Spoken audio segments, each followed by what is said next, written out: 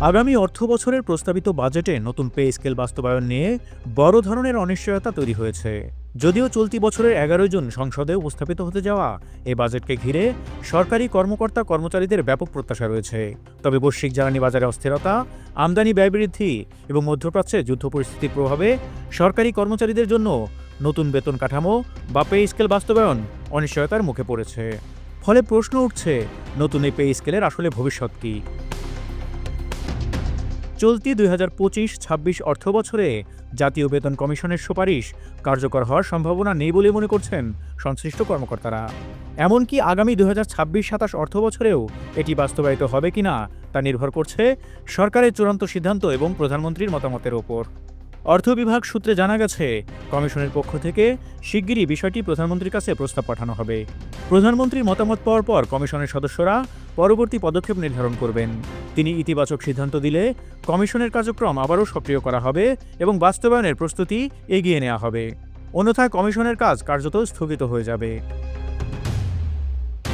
অর্থ বিভাগ সূত্রে জানা গেছে, নতুন পে স্কেলের জন্য প্রাথমিকভাবে নির্ধারিত 40,000 কোটি টাকার একটি বড় অংশ ফ্যামিলি কার্ড ও জ্বালানি তেলের ভর্তুকিতে ব্যয় করা হয়েছে।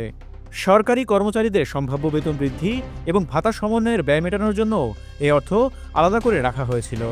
এ অবস্থায় চলতি অর্থবছরে নতুন বেতন কাঠামো কার্যকর করার আর্থিক সুযোগ কার্যত শেষ হয়ে গেছে। অর্থ বিভাগের একজন কর্মকর্তা জাতীয় অর্থনীতিকে বলেন, সরকারি কর্মচারীদের বেতন বৃদ্ধির জন্য যে প্রস্তুতি আগে নেওয়া হয়েছিল, বর্তমান পরিস্থিতিতে তা বাস্তবায়নের মতো আর্থিক অবস্থা নেই। আন্তর্জাতিক জ্বালানি বাজারের অস্থিরতা এবং আমদানি ব্যয়ের চাপ সরকারের বাজেট পরিকল্পনায় বড় ধরনের প্রভাব ফেলেছে। অন্যদিকে একাধিক সরকারি কর্মকর্তার প্রত্যাশা, সরকার পুরো কমিশন বাস্তবায়ন করতে না পারলে অন্তত আংশিক কোনো পদক্ষেপ নিতে পারে। অর্থনীতিবিদদের মতে, বৈশ্বিক জ্বালানি বাজারে অস্থিরতা এবং আমদানি ব্যয় বৃদ্ধি বাংলাদেশের মতো অর্থনীতির জন্য বড় চ্যালেঞ্জ হয়ে দাঁড়িয়েছে। জ্বালানি আমদানির ব্যয় বাড়লে তা সরাসরি বাজেট ঘাটতি এবং ভর্তুকির উপর চাপ বাড়ায়। বিশেষজ্ঞরা বলছেন, দীর্ঘমেয়াদে এ ধরনের পরিস্থিতি মোকাবেলার জন্য জ্বালানি উৎসের বৈচিত্র্য বৃদ্ধি, আমদানি নির্ভরতা কমানো এবং বিকল্প জ্বালানি ব্যবস্থার উন্নয়ন জরুরি। অর্থ বিভাগের কর্মকর্তাদের মতে, নতুন বেতন কমিশন বাস্তবায়ন একটি বড় আর্থিক সিদ্ধান্ত এবং এটি কার্যকর করতে দীর্ঘমেয়াদী আর্থিক পরিকল্পনা প্রয়োজন। বর্তমান বৈশ্বিক পরিস্থিতিতে সেই ধরনের পরিকল্পনা বাস্তবায়ন করা কঠিন হয়ে পড়েছে। চলতি অর্থবছরের মধ্যে সরকারি কর্মচারীদের বেতন বৃদ্ধির সম্ভাবনা কার্যত বন্ধ হয়ে গেছে।